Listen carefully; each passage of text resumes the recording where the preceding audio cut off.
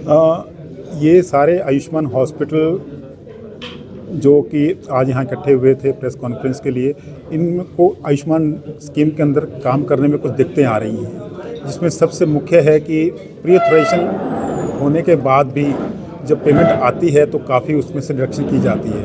ये डिडक्शन 30% से लेकर 90% तक हो सकती है। इससे अस्पतालों को काफ़ी ज़्यादा आर्थिक नुकसान हो रहा है। दूसरा, जो पेमेंट आती है तो काफ़ी समय के बाद आ रही है, जबकि हमारे एमओयू में ऐसा प्रावधान है कि ये पेमेंट मरीज़ की छुट्टी होने के 15 दिन तक आ जानी चाहिए, परंतु ऐसा किसी भी केस में नहीं होता। ये डिले 3 महीने से लेकर 6 महीने तक हो जाती है।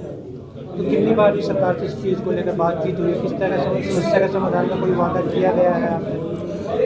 हरियाणा स्टेट आईएमए की तरफ से कई बार हमारे 3 या 4 बार डेलीगेशन जाके चंडीगढ़ में संबंधित अधिकारियों से मुलाकात कर चुके हैं। उनको सारी समस्याओं के बारे में अवगत कराया गया है।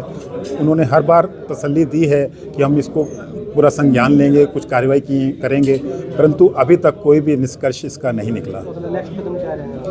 अब हरियाणा के सारे आयुष्मान पैनल डॉक्टर्स ने साइन करके हरियाणा स्टेट आईएमए को एक कागज़ अपने दस्तावेज सौंप दिए हैं।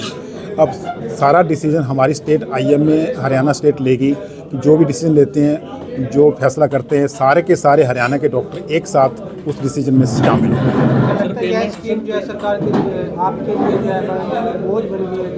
ये बिल्कुल ठीक बात है। जब इतनी ज़्यादा हैवी डिडक्शंस हो रही हैं तो नेचुरली अस्पताल सारे के सारे नुकसान में जा रहे हैं। कब तक इस नुकसान का बोझ उठा पाएंगे? नहीं, उसके अलावा एक और भी जगह कितना लॉस मानते हैं कि सर रोजाना कितना लॉस है?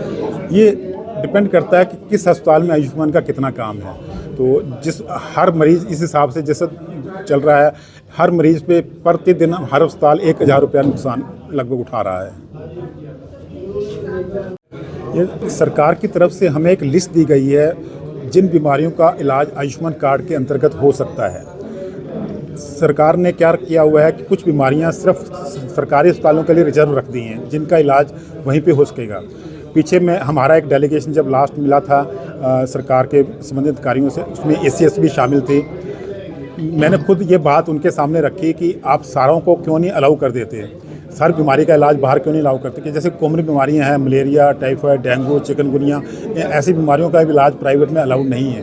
तो मैंने कहा ये सबका अलाउ क्यों नहीं कर देते? तो उनका जवाब था कि सरकार ये कहती है, हमारे चीफ मिनिस्टर ये कहते हैं कि जिन बीमारियों का इलाज सरकारी अस्पताल में हो सकता है उसके लिए हम बाहर पैसा क्यों दें। तो सरकार का बजट लिमिटेड है, इसलिए वो कुछ ही बीमारियों का बाहर, जहाँ पे समझते हैं सरकार की सरकारी में सेवाएं देने में असमर्थ है, सिर्फ उन्हीं के लिए बाहर अलाउ करना चाह रहे हैं। सरकार कह रही है कि इससे जो है आम लोगों को बहुत ज़्यादा सहूलियत मिल है। अगर लार्ज स्केल पर इसको और बढ़ा दिया जाए, सरकार को तो बहुत बढ़ेगी मानसिक तौर पर, लेकिन आपको ये परेशानी और बढ़ जाएगी। नहीं, हम सरकार के साथ हैं। हम चाहते हैं कि चलो गरीबों का भला हो रहा है, हम थोड़े प्रॉफिट पे भी काम करने को तैयार हैं, अभी भी तैयार हैं, परंतु वही है कि जो पेमेंट बनती है उसमें डिडक्शन ना की जाए और जो डिले ना किया जाए, ये 2 मेन मांगे मान ली जाएं। और तीसरा है कि जो इसका रिवाइज वर्जन आया है जिसमें कि रेट थोड़े से ज़्यादा हैं, वो लागू कर दिया जाए। अगर ये 3 मुख्य बातें मान ली जाएं तो हमें कोई परेशानी नहीं है। हम चाहते हैं कि चलो गरीब लोगों का भला हो, हम कम प्रॉफिट पे काम करने को तैयार हैं।